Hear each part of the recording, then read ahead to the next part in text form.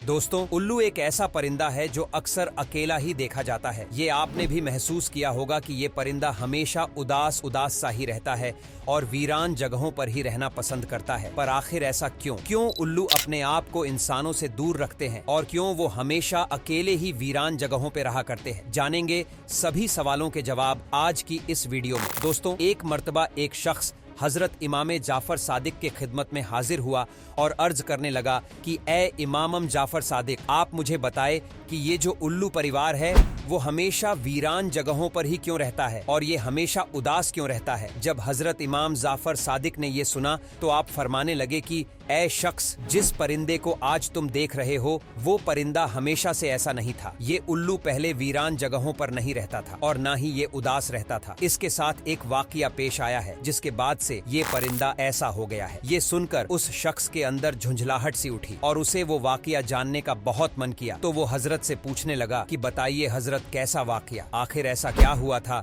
इस परिंदे के साथ। इस बात पे हजरत इमाम सादिक फरमाने लगे कि ये परिंदा मोहम्मद साहब के अहल से मोहब्बत करने वाला परिंदा है। ये पहले वीरान जगहों पर नहीं रहता था, मगर जब से करबला का वो दर्दनाक वाकया हुआ है उसके बाद से ये परिंदा वीरान जगहों पर रहने लगा है। हुआ ये कि जब इस परिंदे को पता चला कि हजरत इमाम हुसैन अपने काफिले के साथ करबला के मैदान में रुके हुए हैं, तो ये परिंदा मुहर्रम की रात सीधे करबला के मैदान जा पहुंचा और जाके इमाम हुसैन राजी अल्लाह तआला अन्हु से अर्ज करने लगा कि ए इमाम हुसैन, मेरे लिए क्या हुक्म है। तो इस पर इमाम हुसैन ने फरमाया कि ए परिंदे, तुम यहाँ से चले जाओ, क्योंकि कल यहाँ हुजूर सल्लल्लाहु अलैहि वसल्लम की अहल के साथ जो होने वाला है वो तुमसे देखा नहीं जाएगा, तुम इसको बर्दाश्त नहीं कर सकोगे।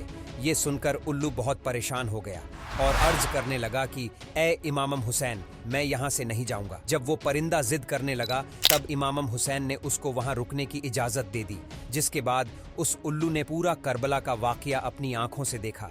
उसने देखा कि अगले दिन सुबह सुबह नमाज के समय से ही एक खूनी जंग छिड़ गई। इसे जंग तो कहना ठीक ना होगा, क्योंकि एक ओर लाखों की फौज थी, दूसरी तरफ 72 लोगों का एक परिवार था और उनमें भी कुछ मर्द और कुछ औरतें थीं। लेकिन इतिहासकार इस मुआमले को जंग ही लिखते हैं। वैसे इमाम हुसैन के साथ केवल 75 या 80 मर्द थे, जिसमें 6 महीने से लेकर 13 साल तक के बच्चे भी शामिल थे। हुसैन ने फौज से मुखातिब होकर कहा कि अगर तुम्हारी नजर में हुसैन गुनाहगार है तो इस मासूम ने तुम्हारा क्या बिगाड़ा है। इसको अगर 2 बूंद पानी मिल जाए तो शायद इसकी जान बच जाए। तब तक यजीद ने हुरमला नाम के शख्स को हुक्म दिया कि अरे देखता क्या है, हुसैन के बच्चे को खत्म कर दे। सिपाही ने कमान को संभाला और फिर 3 धार का तीर कमान से चला और हुसैन की गोद में अली असगर की गर्दन पर जा लगा। दोस्तों, 6 महीने के बच्चे का वजूद ही क्या होता है। तीर गर्दन से पार होकर हुसैन के बाजू में जा लगा। 6 महीने के उस बच्चे ने वही बाप की गोद में दम तोड़ दिया। 71 शहीद हो जाने के बाद यजीद ने शिम्र नाम के शख्स से हुसैन की गर्दन को भी कटवा दिया। बताया जाता है कि जिस खंजर से हजरत इमाम हुसैन के सिर को जिस्म से जुदा किया गया वो खंजर कुंद धार का था और ये सब उनकी बहन जैनब के सामने हुआ। जब शिम्र ने उनकी गर्दन पर खंजर चलाया तो हुसैन का सिर सजदे में था, यानी इस काम को नमाज की हालत में अंजाम दिया गया। इस्लाम की बुनियाद बचाने में करबला में 72 लोग शहीद हो गए। ये पूरा वाकया उल्लू ने अपनी आंखों से देखा कि यजीद ने किस तरह से हजरत इमाम हुसैन और उनके साथियों पर दर्दनाक जुल्म किया। ये जुल्म देखने के बाद परिंदे के दिल में इंसानों के लिए नफरत बैठ गई और इंसानों पे से उसका भरोसा टूट गया और बस तभी से ये परिंदा इंसानों से दूर एक ऐसी जगह पर जा रहने लगा जहां इंसानों की परछाई भी नहीं पड़ती थी। ये उल्लू हुजूर साहब की अहल यानी कि आपके घर वालों से मोहब्बत रखने वाला परिंदा है,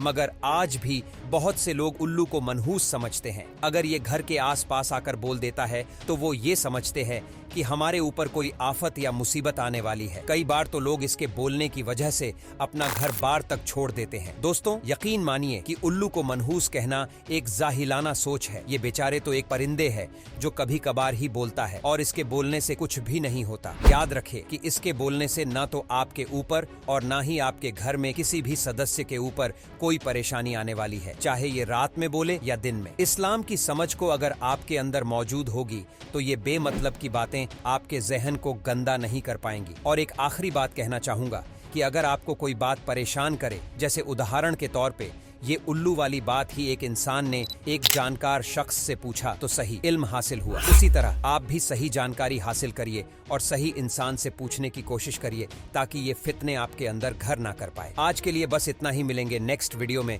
तब तक के लिए बाय।